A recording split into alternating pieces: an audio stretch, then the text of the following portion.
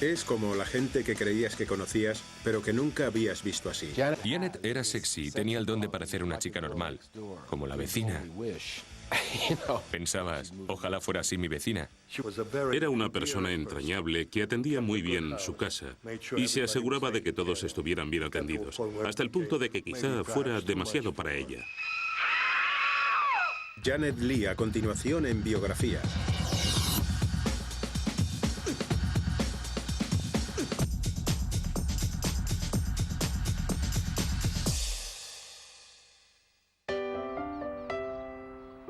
La ciudad Merced se encuentra en medio del Valle de San Joaquín, en California. Aquí nació un bebé que se llamaría Janet Helen Morrison, el 6 de julio de 1927, que supuso a la vez una bendición de esperanza y una carga de responsabilidad para sus padres aún adolescentes. Creo que mi madre fue como un ángel en sus vidas, que fueron vidas difíciles. Creo que la función de mi madre era mejorarlas. Estar alegre, ser la chica dulce, la que tenía que hacerles reír o hacerles sentirse orgullosos. Cuando Janet tenía 2 años, sus padres se mudaron de Merced a Stockton, más al norte, a 1 hora de distancia. Llegaron justo en la época de la Gran Depresión. Creo que mi padre se encontraba frustrado, siempre preocupado por salir adelante, por tener algo que comer. La tensión seguía aumentando y sus padres buscaron una evasión.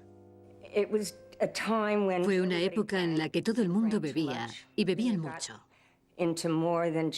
Y no solo lo hacían para divertirse, creo que iban más allá. Frustrados con sus propias vidas, Fred y Helen Morrison depositaron sus esperanzas en su única hija, y Janet no les decepcionó. A los 10 años ya iba 2 cursos por delante. Para ser alguien con tanta popularidad, no te esperabas que fuera tan amable como era en realidad, pero se hacía amiga de todo el mundo y nunca les daba razones para sentirse celosos, porque tenía en cuenta a todos en todo lo que hacía. Pasaba las vacaciones de verano con sus abuelos en Merced e iba al cine todos los fines de semana.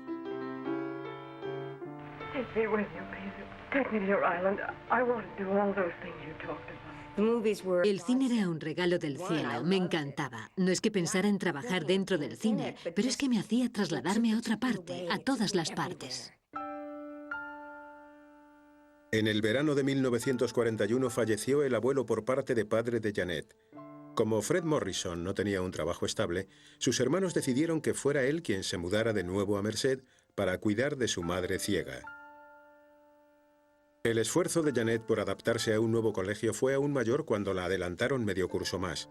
Pero a sus 14 años ya no era solo su cerebro lo que la hacía destacar. En aquella época llamaban a Lana Turner la chica del suéter. Si tuviera que describir a Janet, diría que era la chica del suéter de Merced. No tardaría mucho Janet en llamar la atención de un chico de la ciudad, Kenny Carlisle. Él fue sin duda mi primer amor. Sí, fue un amor juvenil. Será lo que sea, pero era muy fuerte. Luego llegó la guerra.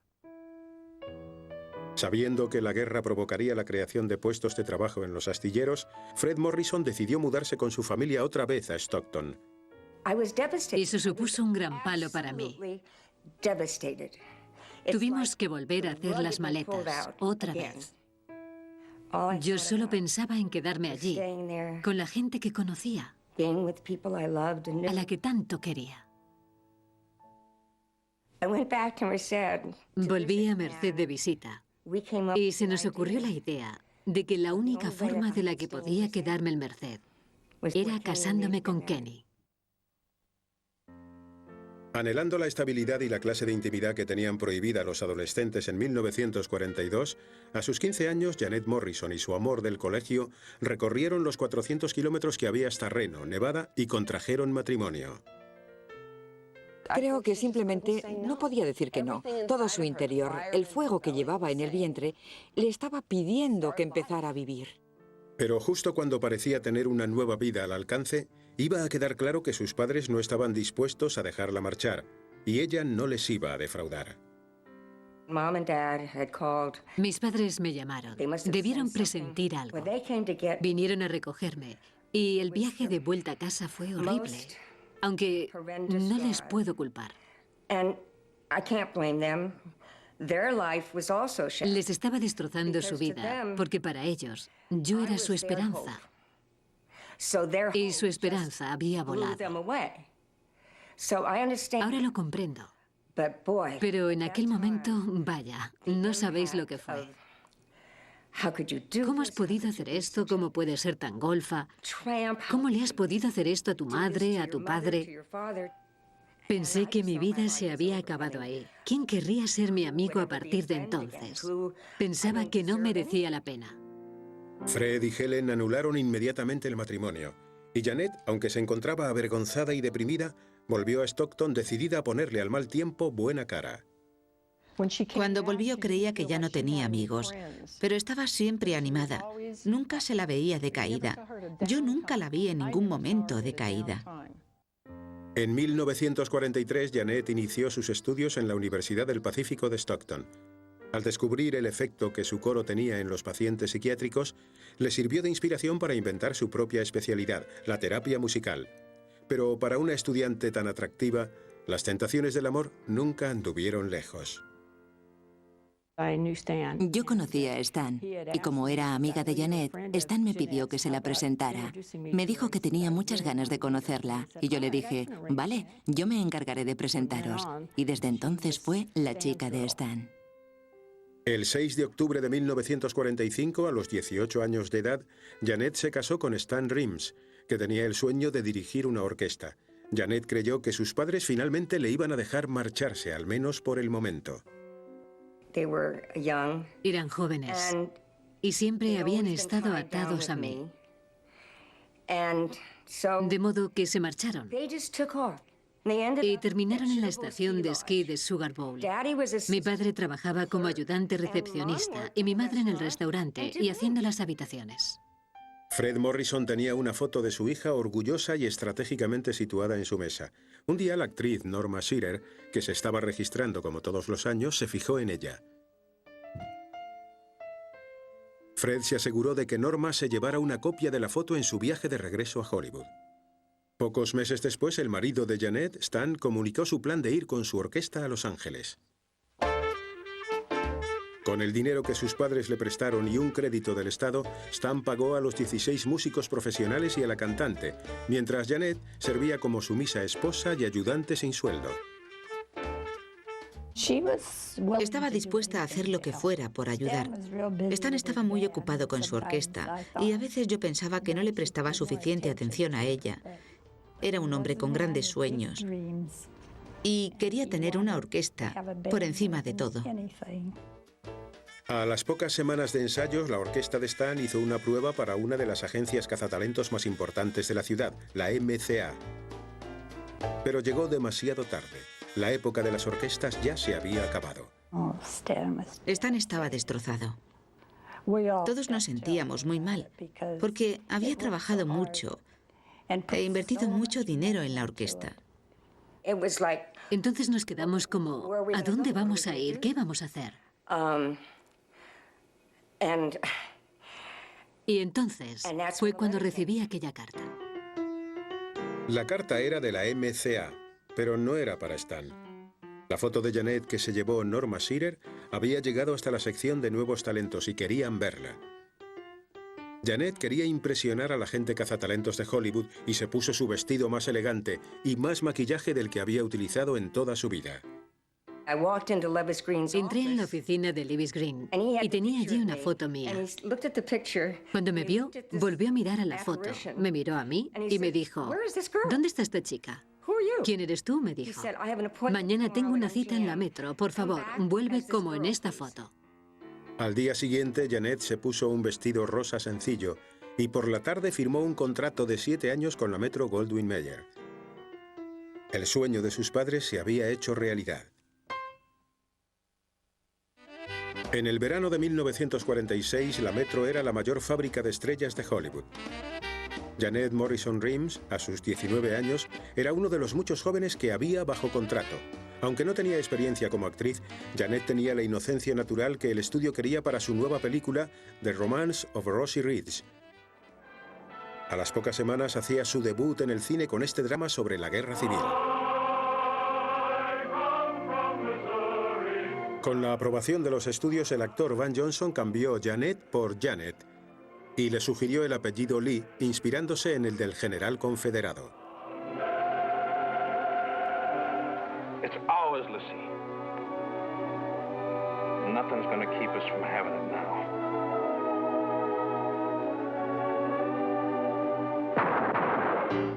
El departamento de publicidad de la Metro aceleró la marcha e inundó la prensa con esta chica, quinta esencia del ama de casa alegre y natural, descubierta por Norma Shearer, reservándole los papeles acordes a esta imagen.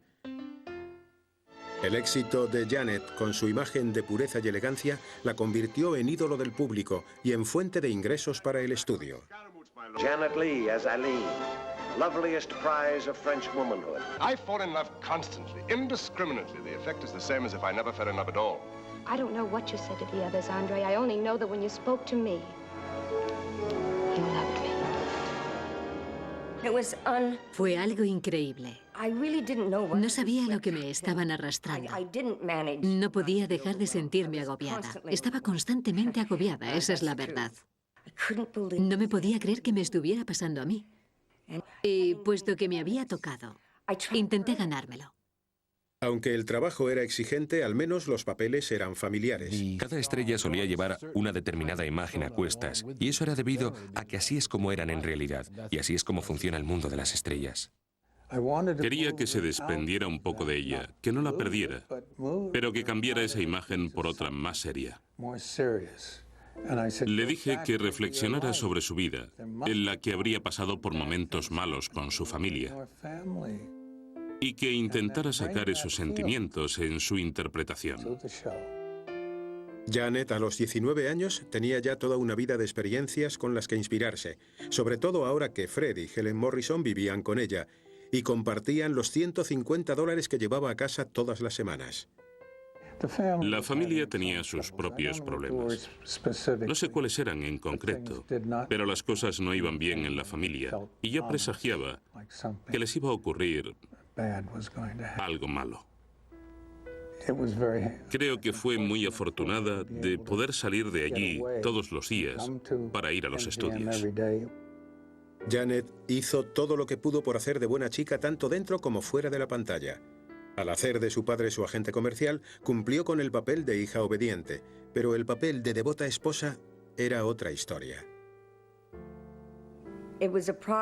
Era un problema, porque la verdad es que Stan no tenía más intereses. En realidad no tuvo ningún trabajo durante la mayor parte de nuestro matrimonio. Tras divorciarse de Stan Rims, Janet fue objeto de numerosas atenciones por parte de otros hombres importantes de Hollywood y mantuvo un breve noviazgo con el empresario teatral Arthur Lowe Jr. Lo que no le resultó nada fácil fue sacudirse el inoportuno interés del excéntrico millonario Howard Hughes cuando la MGM se la prestó a su estudio, la RKO. Entre las visitas no programadas a localizaciones y las reuniones nocturnas por motivos de guión, Janet se vio obligada a llevar a su padre de carabina. Las truculentas estratagemas de Hughes no parecían tener límite. Janet fue a su oficina y él le entregó unos papeles que decían: Janet llega a casa a las 5:30, entra en la casa, sale con una mujer morena, van al restaurante X y se encuentran con 2 hombres. Y le dijo: siento tener que decírtelo, pero Arthur Lowe te está haciendo seguir. Entonces ella lo leyó y le dijo: señor Hughes, quiero que sepa que la morena es la hermana de Arthur y estos 2 hombres son los primos de Arthur. Y eso fue el final de todo. Para 1950, Janet ya había realizado 12 películas y se distinguía por su papel de joven ingenua, pero los principales actores establecidos en Hollywood estaban siendo reemplazados por una nueva estirpe. Teníamos una forma secreta de ponernos en contacto. R.J. Wagner decía: la 20th va a dar un cóctel para el director inglés Manufla Kanafaka. Tienes que estar allí. Y ya sabíamos lo que quería decir con eso. Aparecíamos y allí había un montón de chicas bonitas y nosotros hacíamos así. Como casi todo el mundo, nosotros también vimos Romance at Rosie Ridge y estaba guapísima. A mí me dejó impresionado. Me tenía ganado para lo que quisiera. Tenía un tipo fantástico. Y todo el mundo quería estar con ella. Me puse celoso y entonces pensé, ¿cómo? ¿Qué estáis haciendo? Yo seré quien la consiga, soy el mejor chico del mundo y la voy a conseguir. Al igual que a Janet Morrison, el sistema de los estudios había transformado a Bernie Schwartz, un chico de los suburbios de Nueva York, en Tony Curtis, un ídolo del celuloide. El 4 de junio de 1951, Tony Curtis y Janet Leigh se casaron con Jerry Lewis como testigo. Y Jerry, con ese entusiasmo desenfrenado que tenía, me dio uno de esos besos que te echaban hacia atrás. Supongo que creó el marco idóneo de nuestro matrimonio. Era muy divertido, nos lo pasamos muy bien, al menos los primeros años.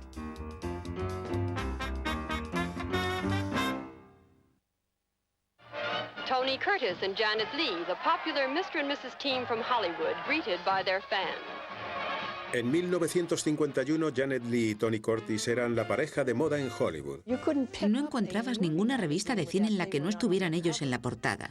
Estaban haciendo todo lo que la gente pensaba que había que hacer para tener una vida maravillosa. Realizaron viajes a Europa para actuar ante la realeza y otros proyectos que aumentaron la fama de la pareja.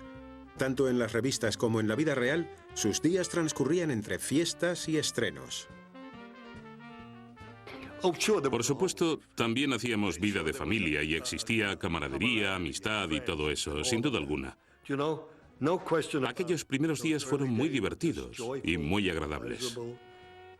Tony, Janet, mi exmujer y yo éramos los cuatro diablillos. Hacíamos de todo, desde jugar a los bolos a acudir a los estrenos. Y nos lo pasábamos fenomenal. Éramos como niños en una tienda de caramelos, pasándolo bien siempre. Creo que estábamos un poco locos. Bueno, Jerry, por supuesto, tenía ese lado disparatado. Y Dean y Tony, y yo también. Creo que todos lo teníamos. Estábamos trabajando y aprendiendo sobre nuestras vidas, nuestras carreras y los unos de los otros. Fue una fase experimental muy buena para todos nosotros a todos los niveles. Fue una buena época.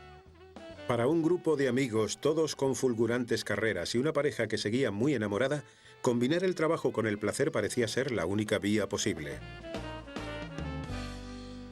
Janet encontró tiempo además para lanzar una línea de ropa junto a su padre.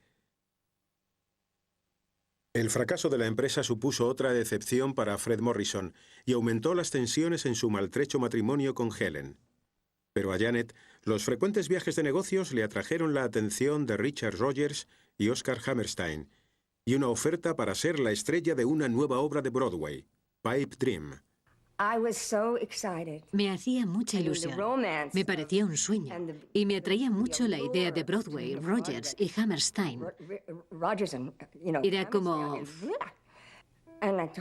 Pero hablé con Tony y me dijo, no podemos, por supuesto que no podemos. Y entonces fue como volver a la realidad. Ya no era mi carrera lo primero, sino mi marido.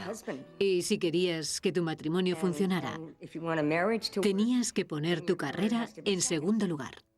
Pero para que su matrimonio funcionara, Janet también tenía que hacer la vista gorda ante las infidelidades de Tony. Yo tenía que estar con una mujer. Algo ahí abajo hacía que no pudiera parar. Y la única forma de la que podía parar era con una cara bonita. Una chica con una linda figura que me sonriera. Y de repente me enamoraba. Me pasaba constantemente. Cuando Tony tuvo como pareja de reparto a Gina Lollobrigida en Trapecio, Janet fue contratada para hacer safari con Victor Mature. Este acuerdo hizo que los dos estuvieran en Europa y pudieran verse los fines de semana. Solo estaríamos separados las 6 semanas que yo tenía que estar en África. Y aquellas 6 semanas se hicieron tan largas que parecían 6 meses. La separación fue muy difícil. Sin embargo, la separación de los padres de Janet, Helen y Fred, ofrecía la esperanza de que el tiempo a solas pudiera hacerle recuperar la moral a Helen y de curar las heridas de un matrimonio atormentado e inundado en el alcohol. Aquel otoño, Tony y Janet recorrieron la costa europea con su nuevo Mercedes de alas de gaviota. Aunque sus carreras iban bien, la decisión de Tony de comprar varios coches europeos, además del despampanante Mercedes, no sentó bien a la práctica Janet, ahora embarazada. Mis padres eran muy pobres. Y creo que la pobreza y la vergüenza que eso acarrea les marcó a los dos, aunque es interesante el hecho de que reaccionaran de forma diferente. Mi padre se volvió muy extravagante, mientras que mi madre, por el contrario, no es una soñadora. No es una persona con grandiosos planes, sino que le gusta la vida sencilla y tranquila. Aunque se mantenían las discusiones por el dinero, estas quedaron a un lado con el nacimiento de Kelly Lee Curtis, el 17 de junio de 1956. Tener a Kelly fue nuestro sueño hecho realidad. Fue un regalo.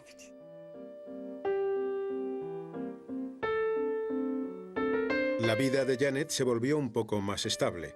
Empezó a realizar algunos trabajos de voluntariado, pero su carácter incansable no le permitía acomodarse demasiado. Venía con Tony de cenar fuera y al llegar a casa tenía un telegrama que decía: querida Janet, me alegro mucho de que participes en mi película, firmado Orson Welles. Y no tenía ni idea de qué estaba hablando. Llamé a mi agente y le dije: ¿qué estás haciendo? ¿Qué es todo esto de la película de Orson Welles? Y me dijo: vaya, hombre, se supone que no debe hablar contigo hasta que hayamos acordado los detalles del contrato. Y yo le dije: a la porra el contrato. Yo quiero trabajar con Orson Welles. Ni siquiera el accidente en el que se rompió el brazo 2 días antes de comenzar el rodaje de Set de Mal enfrió el entusiasmo de Janet. Trabajar con Orson es como estar dentro de una semilla y verla brotar y desarrollarse hasta convertirse en un árbol. El guión era muy esquemático. Estuvimos ensayando durante 2 semanas y gran parte de los diálogos y de las escenas de la película salieron de aquellos ensayos. Fue una experiencia formidable, muy creativa.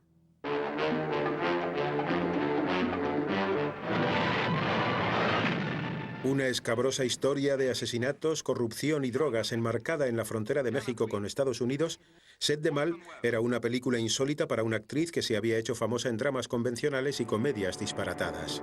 This was her wedding night. Where was the man she had married? Who were these hoodlums?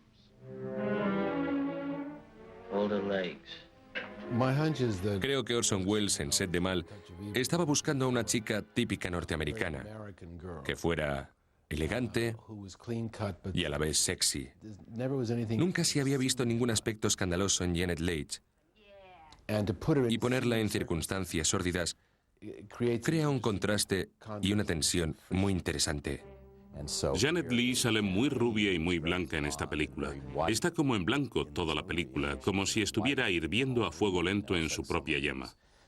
Y a su alrededor solo hay oscuridad. Orson Welles la utiliza como un ídolo reluciente dentro de un mundo muy oscuro. Los problemas con el estudio impidieron a la película alcanzar el éxito que merecía y fracasó en la taquilla. La versión original de Welles no se lanzó hasta 1998, 13 años después de su muerte. A finales de los años 50, el sistema de los estudios que había rescatado a Janet Leigh de la oscuridad empezaba a desmoronarse. La formación de Cord Lee Productions consolidó los intereses profesionales de Tony y Janet y sirvió para financiarlos. Pero la cada vez mayor complejidad del negocio no dejó ningún lugar para Fred Morrison en la carrera de su hija.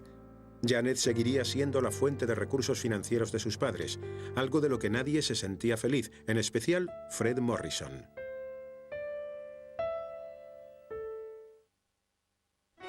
Los apasionantes días de trabajo y diversión se interrumpieron con el nacimiento de Jamie Lee Curtis, el 22 de noviembre de 1958, añadiendo un miembro más a la célebre familia. Seguían siendo buenos tiempos en la superficie para la familia. Mis padres amaban la vida que llevaban. Organizaban fiestas a todo lujo, también para los niños. Recuerdo los domingos en los que venía todo el mundo a casa y nos bañábamos en la piscina o íbamos a montar en bici. Lo pasábamos muy bien. Era una casa muy divertida. Janet intentó que siguiera la fiesta para todos, pero ni siquiera su apoyo continuo había logrado curar los fracasos profesionales crónicos y el abuso del alcohol que estaba carcomiendo el matrimonio de sus padres. Cuando Alfred Hitchcock le ofreció $25.000 para hacer el papel de una mujer desesperada por ayudar al endeudado hombre al que amaba, Janet se lanzó a por él. Here we have a quiet little motel. This motel also has, as an adjunct, an old house. Basada en la novela de Robert Bloch, Psicosis presentaba un desafío para el guionista Joseph Stefano. La novela empezaba con Norman hablando con su madre, lo cual encaja cuando lo lees. Sin embargo, cuando había que ponerlo en imágenes, era imposible no mostrar a la madre. De modo que se me ocurrió la idea de hacer girar la historia en torno a Marion Crane. Otro desafío era conseguir que el público se identificara con un personaje cuyas acciones podrían ser fácilmente vistas como inmorales. Aunque en Psicosis se encuentra rodeada de circunstancias un tanto oscuras, ya que aparece en sujetador tras estar con su amante, está teniendo un affair y ha robado un montón de dinero. A pesar de ello, no te pones en contra suya. No dices qué mala es. Sientes como que está confusa, pero que es una buena persona. Y todo eso lo consigue gracias a que es Janet Leigh. Elegir a un símbolo de la pureza para el papel de chica buena que ha tenido un desliz sirvió para que el público se identificara con Marion Crane. Pero esto solo fue una de las cosas que consiguió Hitchcock al seleccionar a Janet Leigh. Cuando ella está en pantalla, hay una presencia especial, que es la que posee ella, independientemente de su actuación, y que consigue atraparte. Y creo que eso es lo que atrajo a directores como Hitchcock y Orson Welles. Algo que no era sencillo, puro, limpio y maravilloso, sino que tenía algún anhelo que la estaba desgarrando por dentro y que la hacía destacar por encima de lo normal. Te hacía preguntarte, ¿qué será lo que tiene esta mujer? ¿Qué llevará dentro?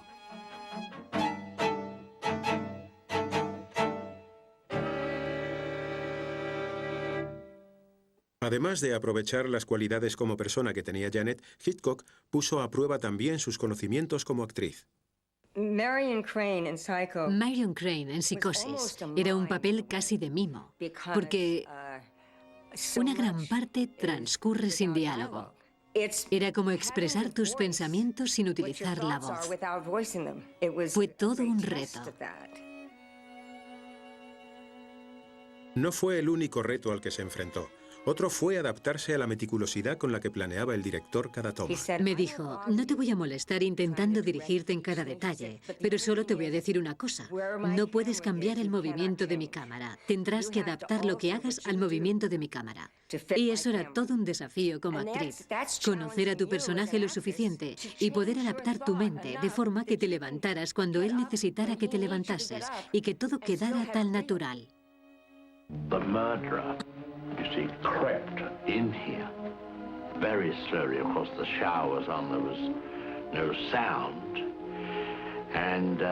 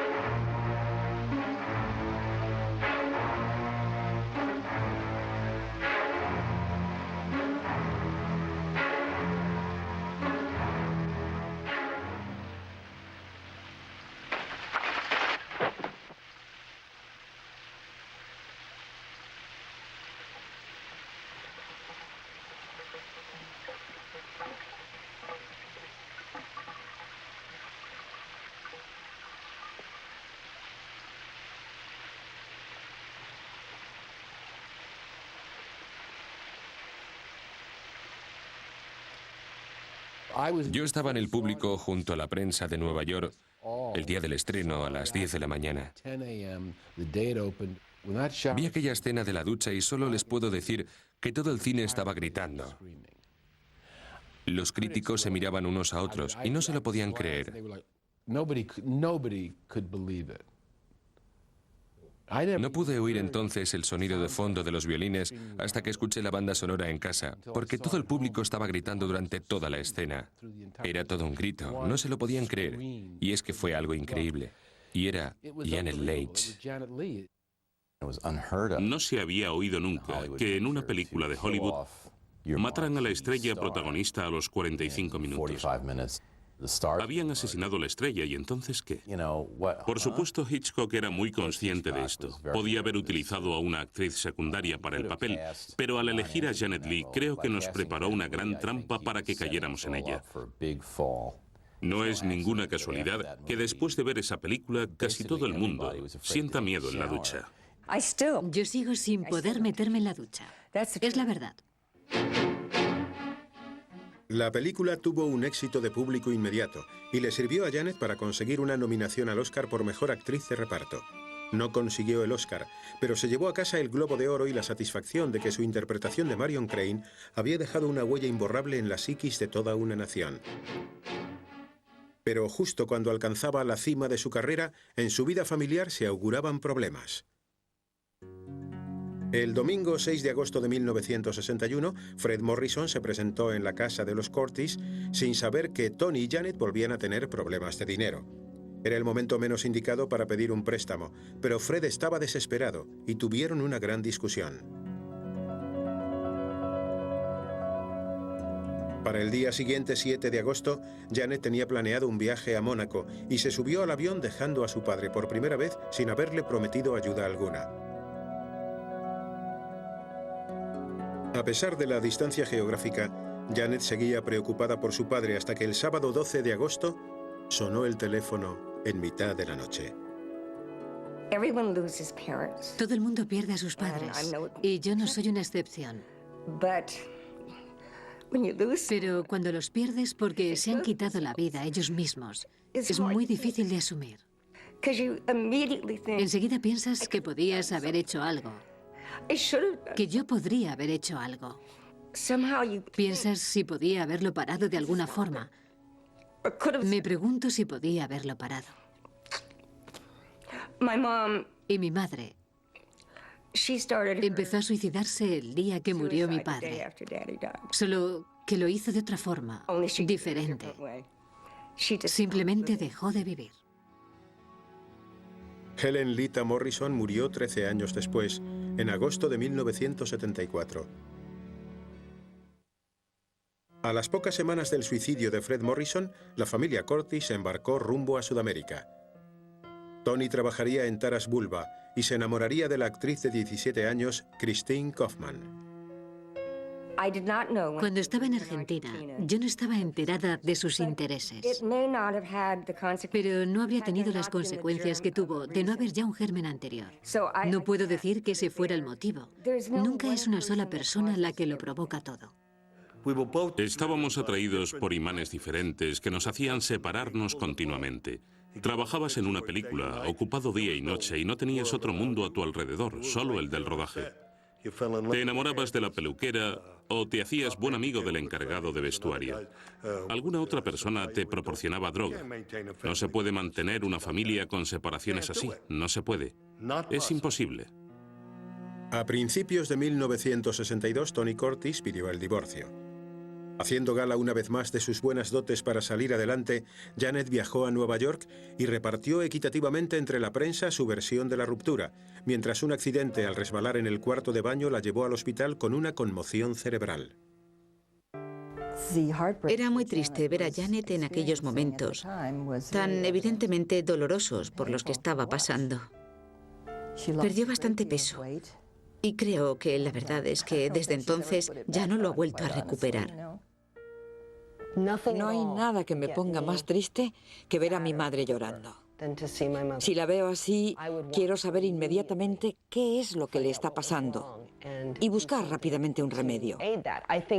Creo que eso es algo que le pasaba a ella también con sus padres. Me duele mucho ver a mi madre preocupada y creo que, como me conoce, procura que yo no lo sepa. Al menos lo intenta. En lugar de relajarse, Janet intervino en El mensajero del miedo, un tenso thriller psicológico con el traicionero mundo de la política en la Guerra Fría como telón de fondo. Su personaje, Rosie, tiene que encontrarse con un extraño en un tren, el capitán Marco, Frank Sinatra, antes de desencadenar el profundamente emotivo final. I'm production assistant for a man named Justin, who had 2 hits last season. I live on 54th Street, a few doors from the Modern Museum of Art, of which I'm a T-privileges member. No cream. Estaba diciendo esas estupideces que no querían decir absolutamente nada. Pero con los ojos estaba diciendo, aguanta. Eldorado 59970. Can you remember that? Yes. Fue el papel más difícil que he interpretado. Creo que me ayudaron las dificultades por las que estaba pasando en mi vida personal. Porque Rosie era como la esperanza. Rosie era como mi último recurso, porque mi vida se estaba yendo al garete. Pero pensaba que quizá podía existir por ahí algún sitio para alguna Rosie como yo. Bob Brandt fue justo el balón de oxígeno que Janet necesitaba. Un día me acerqué a su casa y le dije, Janet, veo que no estás haciendo nada aquí. Tienes que verle ya de una vez y así no me necesitarás más. Así que a regañadientes fuimos a visitarle. Entonces yo estaba hablando por teléfono y cuando salí me dijo, Ginny, no hace falta que me esperes, márchate a casa. Bob me llevará a casa y... 3 días después volvió a su casa y poco después celebramos su boda en Las Vegas.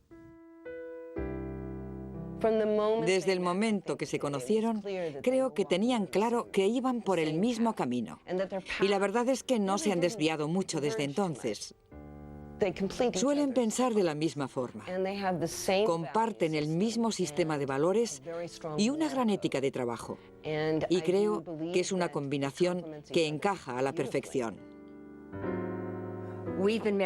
Llevamos casados 41 años. Él ha sido y es mi puntal. A la vez que Tony Curtis se casaba 4 veces más y tenía otros 4 hijos, mientras luchaba con el alcohol y la adicción a las drogas, Janet Leigh seguía un camino muy diferente. Encontró en el corredor de bolsa a Bob Brandt la seguridad que nunca había tenido y un padre estable para sus hijas. Bob era el típico californiano activo y crecimos en una familia con mucha actividad. Los dos estamos cortados por el mismo patrón y yo me siento en gran parte su hija.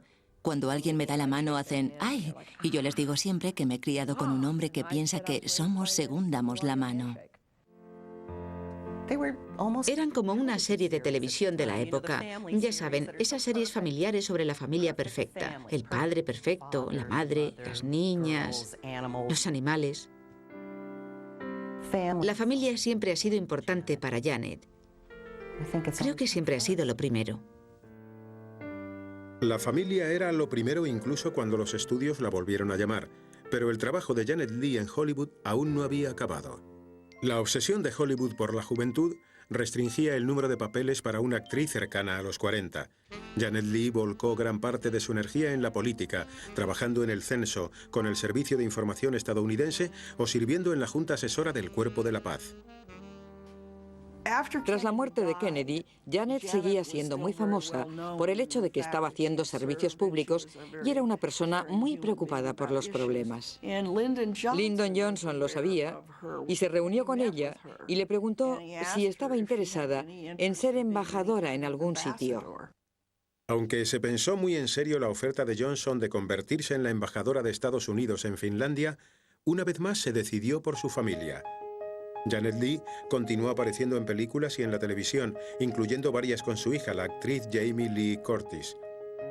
Pero mientras su hija se convertía en una estrella, Janet prefirió desplazar su atención hacia la restauración y conservación de películas.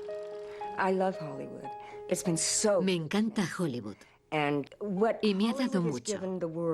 Y lo que Hollywood le ha dado al mundo es tan importante y vital. Y de tanta riqueza, que no quiero que se pierda. En los años 80, Janet unió su amor por Hollywood con su inagotable energía en otra ocupación creativa, la escritura. Sus memorias de 1984, There Really Was a Hollywood, describe los éxitos y fracasos de una vida de cuento en una época dorada, pero guardando el secreto de los secretos de su familia. Otras dos novelas, House of Destiny y The Dream Factory, atrapan al lector con el sentimiento de placer culpable de una vida cotidiana que se ve arrastrada hasta un mundo más grande que la vida. Las anécdotas que cuenta Janet sobre psicosis revelan algunos secretos del rodaje, como el uso de jarabe de chocolate para simular la sangre. Leyendo entre líneas, se descubre la rigurosa precisión tanto del trabajo de Hitchcock como de la actriz a la que siempre se le asociaría. Creo que siempre ha sido una persona que se ha planteado retos a sí misma. Le encanta probarse a sí misma. Y no está feliz a menos que haga algo que le suponga algo de desafío.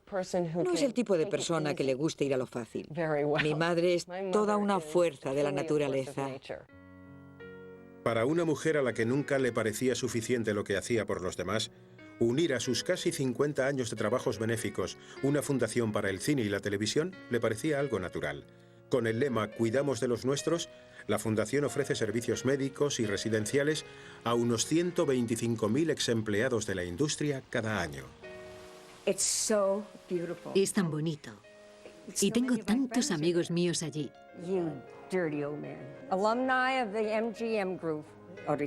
Ahí están Audrey Totter, Jan Sterling y Michael Wolff, que hizo los vestuarios de las películas de la RKO. Es maravilloso ver lo útil que es. La gente que puede pagar, paga. Si puede y tiene la suerte de entrar, a mí me gustaría hacer una reserva ahora mismo. Pero si no puedes pagar, entonces la fundación se encarga de hacerlo. Mi madre ha realizado grandes esfuerzos en trabajos y causas benéficas. Y eso, por supuesto, ha tenido mucha influencia en mí. ¿De qué te sirve ser famoso si no puedes atraer la atención de la gente hacia buenas causas? Es así, no sirve para nada más. Todos los regalos que ha recibido durante su vida y todos los dones que ha recibido en este mundo los ha utilizado para dar y hacer cosas por los demás. Janet se fue de Stockton, pero nunca ha abandonado Stockton, porque siempre que la he llamado para un acto benéfico, ha venido o ha respondido a la llamada. Siempre he sentido la necesidad de devolver a los demás. Me ha parecido muy importante, porque me siento muy agradecida.